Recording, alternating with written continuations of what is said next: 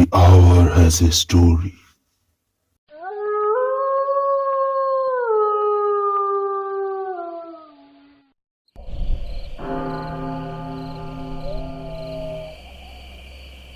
আসসালামু আলাইকুম, welcome back.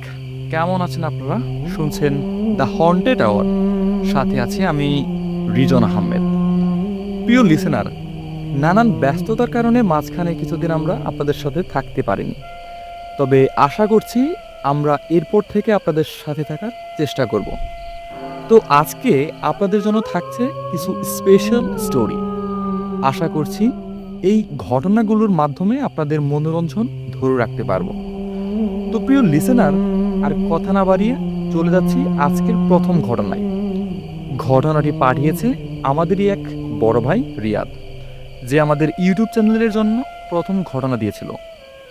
আপনারা যারা সেই ঘটনাটি শোনেননি, তারা আমাদের চ্যানেল থেকে সেই ঘটনাটি শুনে আসতে পারেন। ঘটনাটি যেভাবে লেখা আছে আমি ঠিক সেইভাবে বলার চেষ্টা করব।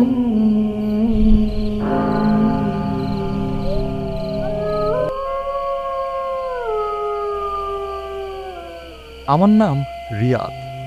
আমি একজন সাংবাদিক। শহরের ব্যস্ত জীবনের মধ্যে প্রতিদিন নানা ধরনের খবরের পেছনে ছুটতে ছুটতে জীবন কেটে যাচ্ছে।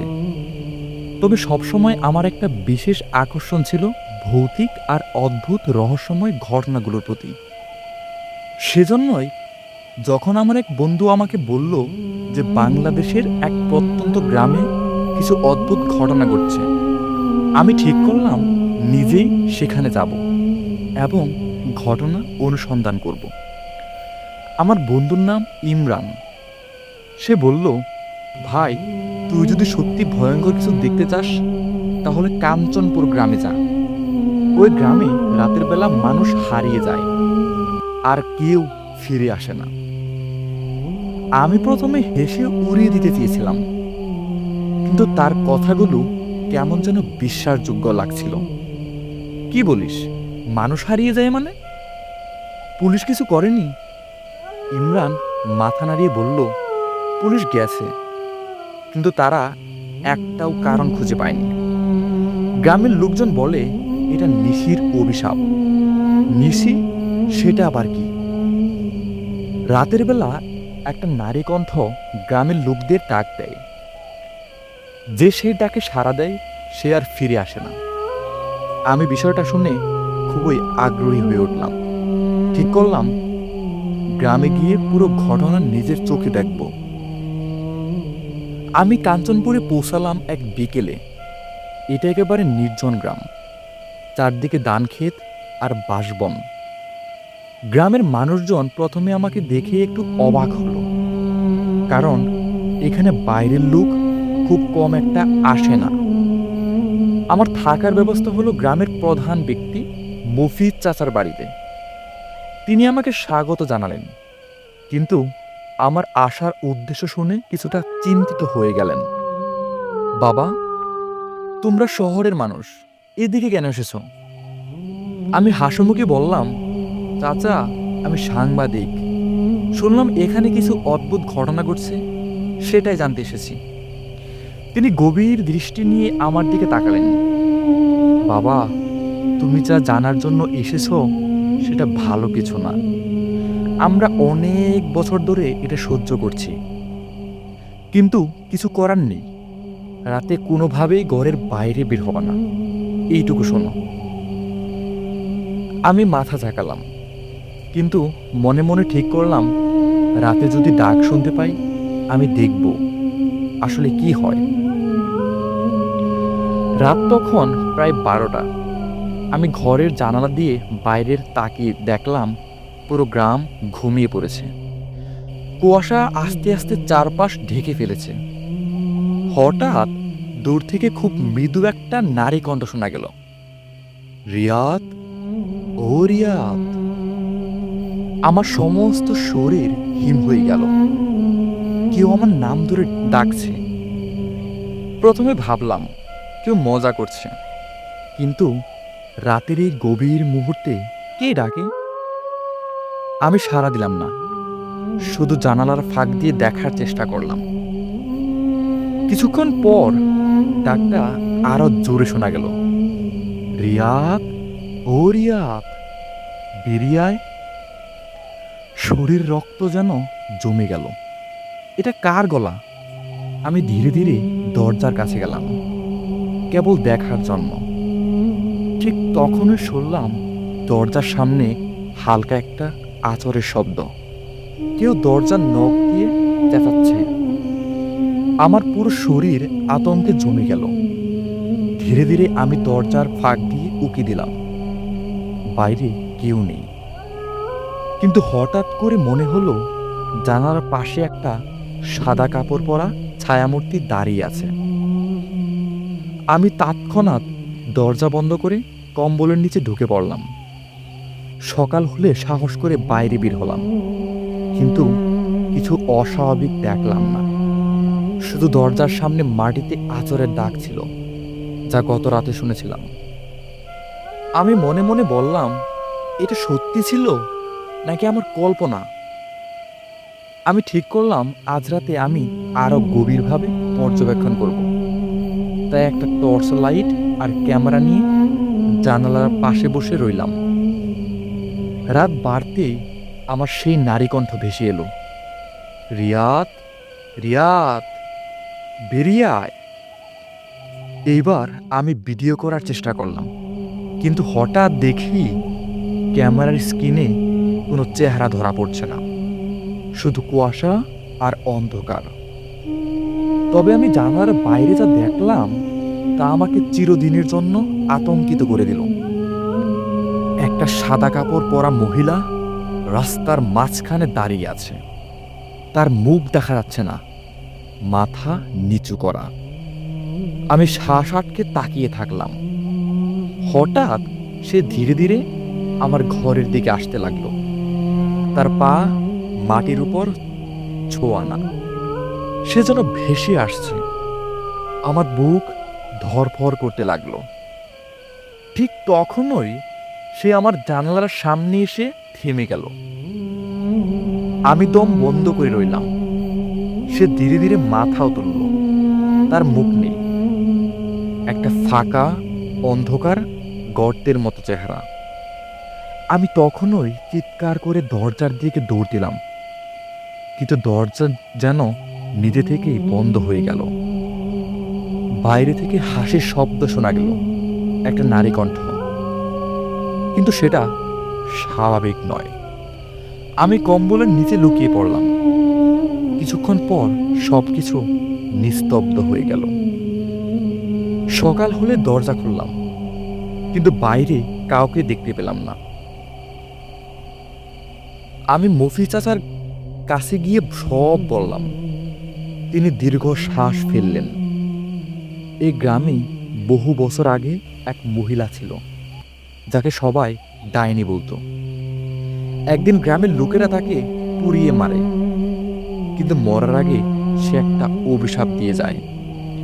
এই গ্রামে যারা রাতে নাম ধরে ডাকে, তাদের যদি কেউ সাড়া দেয়, তারা আর ফিরে আসবে না। আমি বিস্মিত হয়ে জিজ্ঞেস করলাম, তাহলে কি করা উচিত? চাচা বললেন, কেউ কখনো রাতে ওই ডাকে সাড়া দেয় না, কিন্তু যারা সাহস করে সত্য জানতে চায় তাদের ওখানে নিয়ে যায় নিশি। আমি আর ঝুঁকি নিতে চাইলাম না। সেদিনই আমি গ্রাম ছাড়লাম। কিন্তু যখন বাসে উঠলাম, তখন হঠাৎ শুনলাম, রিয়াদ, ও রিয়াদ। আমি আতঙ্কিত হয়ে পেছনে তাকালাম, কিন্তু কাউকে দেখলাম না।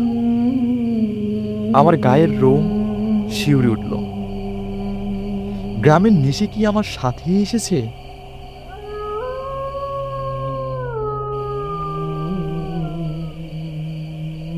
তো প্রিয় লিসেনার, এটাই ছিল আমাদের ঘটনা।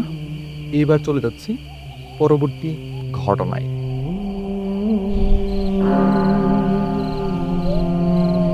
পৃথিবীতে বহু শতাব্দী ধরে জিনের উপস্থিতির কথা মানুষ বলে আসছে, কিন্তু এমন এক জিনের কথা খুব কম লোকে জানে, যার শক্তি এতটাই ভয়ঙ্কর যে তার ছায়া পড়লে মানুষ বাস্তব থেকে মুছে যেতে পারে। এটি কোনো সাধারণ জিন নয়, এর নাম দ্য গ্রেট ব্ল্যাক জিন বা কালো জিনের রাজা। এমন কোনো রেকর্ড নেই যে কেউ একে দেখার পর বেঁচে ফিরেছে, কিন্তু কিছু প্রাচীন পাণ্ডুলিপি, ধ্বংসপ্রাপ্ত শহরের ভেতর খোদাই করা অদ্ভুত চিহ্ন আর কয়েকটি লুকানো নিদর্শন থেকে এর অস্তিত্বের আভাস পাওয়া যায়। তবে সবচেয়ে ভয়ঙ্কর ঘটনাটি ঘটে 1982 সালে সৌদি আরবের রুব আল খালি মরুভূমিতে, যেখানে একদল প্রত্নতাত্ত্বিক এই জিনের সম্মুখীন হয় এবং ইতিহাসের সবচেয়ে রহস্যময় নিখোঁজ ঘটনা শিকার হয়। 1982 সালের জানুয়ারি মাসে একদল প্রত্নতাত্ত্বিক সৌদি আরবের রুব আল খালি নামক ভয়ানক মরুভূমিতে একটি প্রাচীন শহরের সন্ধান করছিল। এই শহরটির নাম উবার, যাকে আদ জাতির শহর বলা হয়।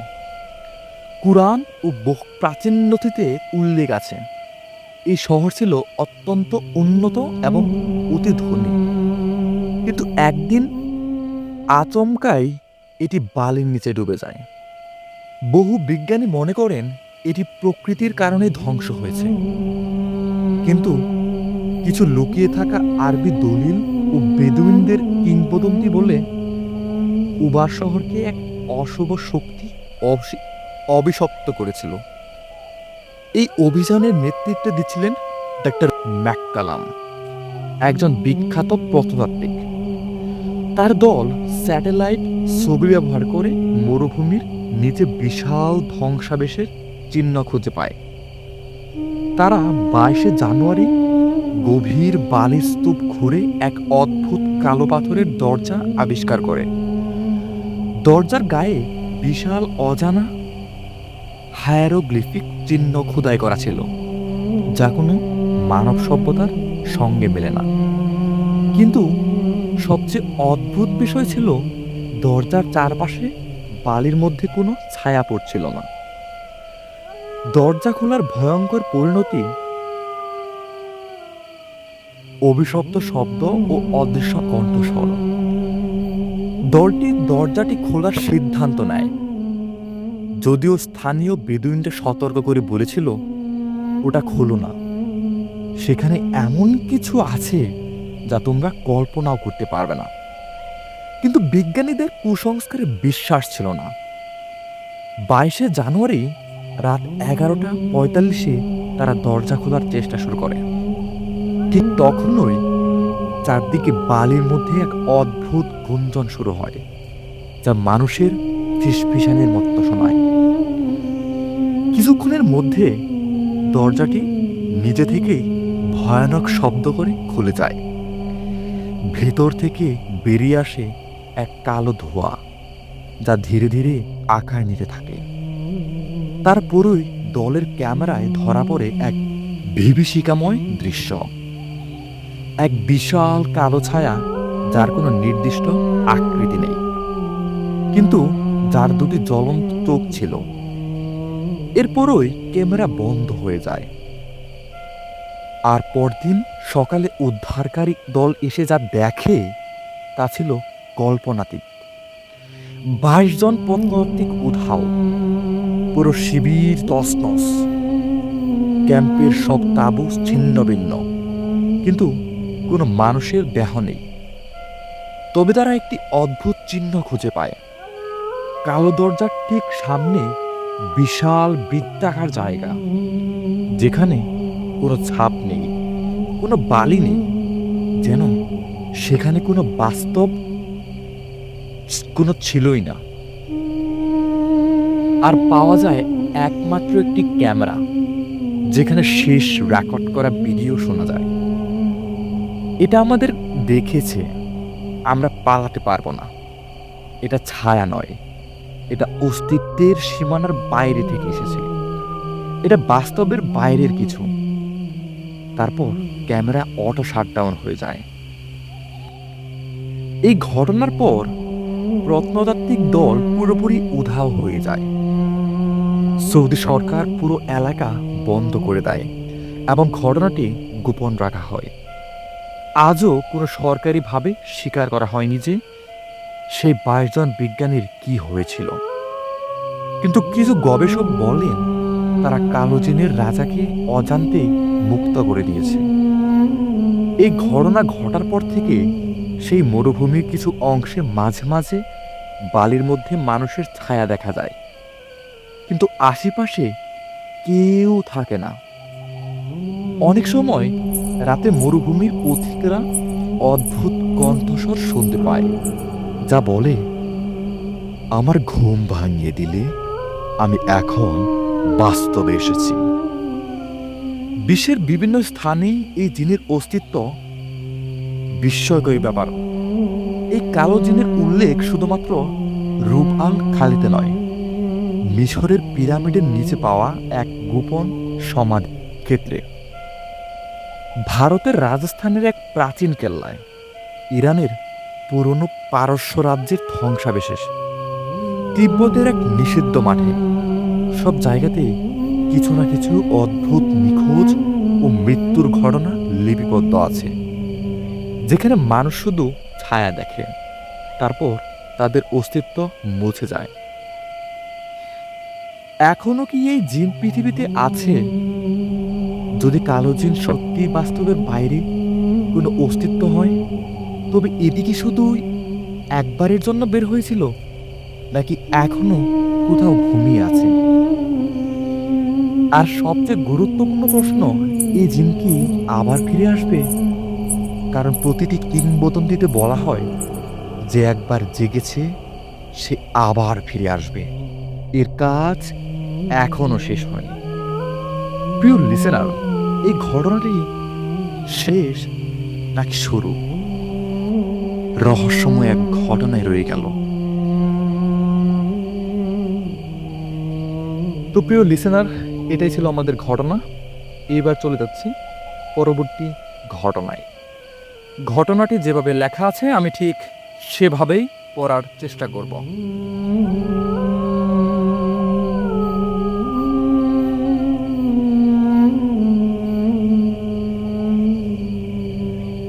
আজ থেকে 150 বছর আগে এই গ্রামের জমিদার ইশতিয়াক অত্যন্ত নিষ্ঠুরভাবে রাজত্ব করত।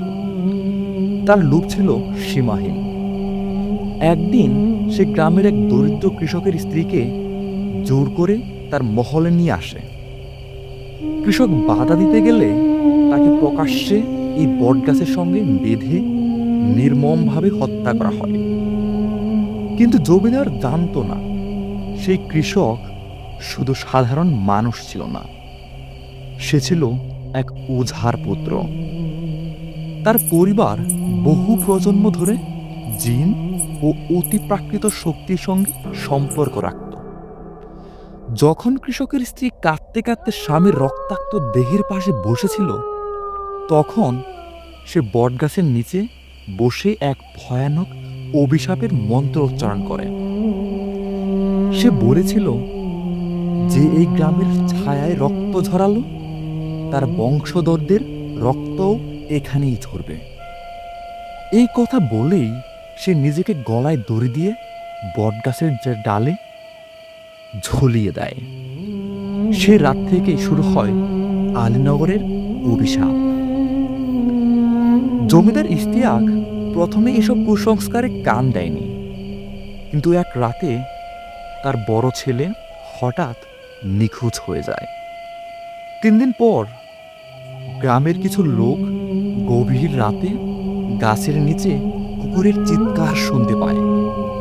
তারা সেখানে গিয়ে যা দেখে তাতে শিউরে ওঠে।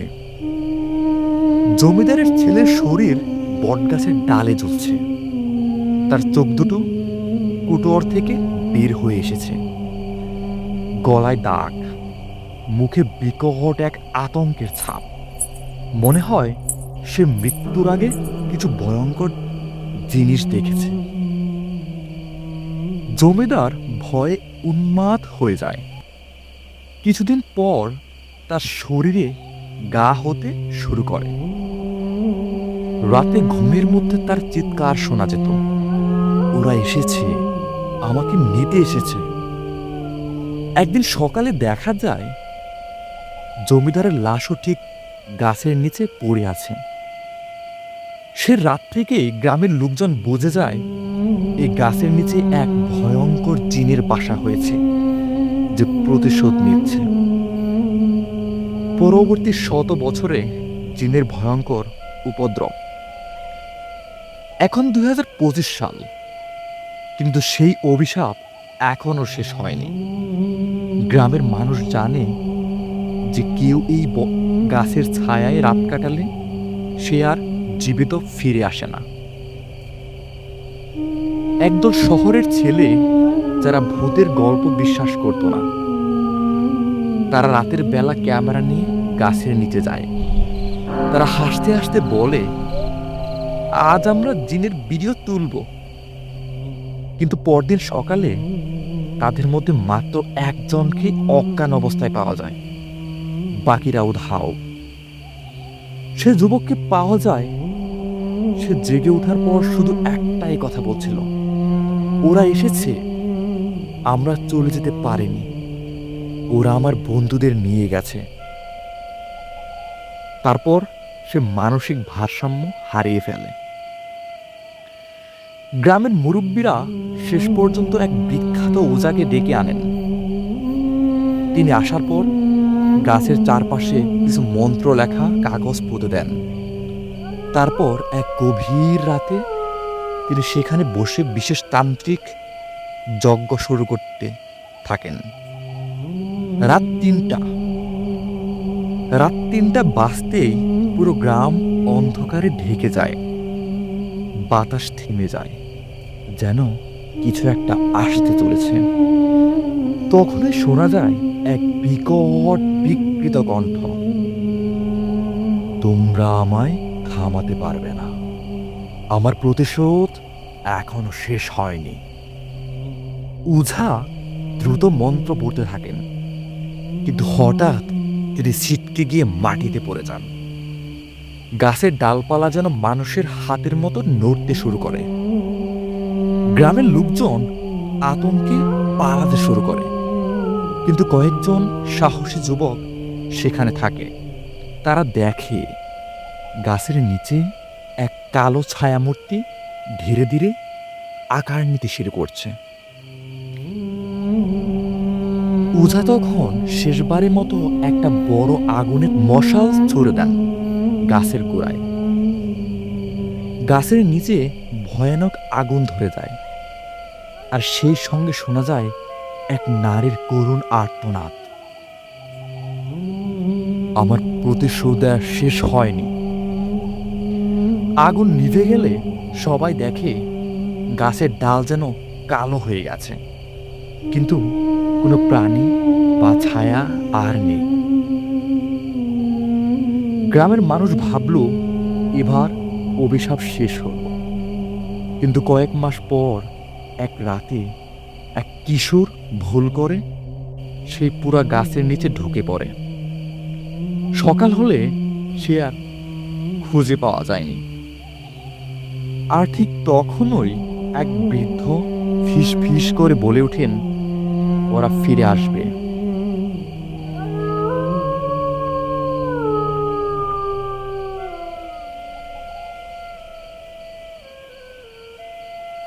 তো প্রিয় লিসেনার্স, এই ছিল আমাদের আজকের ঘটনাটি কেমন লাগলো তা অবশ্যই কমেন্ট করে জানাবেন, এবং নিত্য নতুন ঘটনা পেতে অবশ্যই আমাদের চ্যানেলটি সাবস্ক্রাইব করে রাখবেন। আর সাথে সাথে আমাদের ঘটনাগুলো পেতে পাশে থাকা বেল আইকনে ক্লিক করে রাখবেন। প্রিয় লিসেনার্স, আপনাদের জীবনের সাথে ঘটে যাওয়া কোনো অস্বাভাবিক ঘটনা আমাদের সাথে শেয়ার করতে আমাদের ইমেল করতে পারেন। আমাদের ইমেল অ্যাড্রেসটি হচ্ছে hauntedhour07@gmail.com। তো প্রিয় লিসেনার্স, আজকের জন্য এখানেই বিদায়। দেখা হচ্ছে নতুন কোনো এক ঘটনায়। এতক্ষণ পাশে থাকার জন্য সবাইকে ধন্যবাদ। আসসালামু আলাইকুম।